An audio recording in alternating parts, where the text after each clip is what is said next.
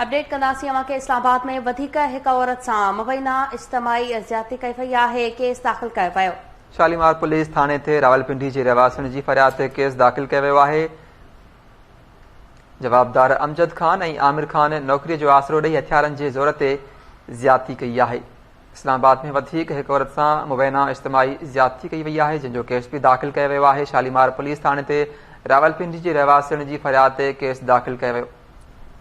अवां खे अपडेट कयूं पिया। जवाबदार अमजद खान ऐं आमिर खान नौकरीअ जो आसरो ॾेई हथियारनि जे ज़ोर ते ज़्यादती कई आहे। औरत मौक़िफ़ इख्तियार कयो आहे। शालीमार पुलिस थाणे ते रावलपिंडी जी रहवासियुनि जे फरियाद ते केस दाख़िल कयो वियो आहे। ख़बर अवां खे ॾियूं पिया। इस्लामाबाद में वधीक हिक औरत सां मुबैना इज्तिमाई ज़्यादती कई वई। वाक़िए जो केस दाख़िल कयो वियो आहे।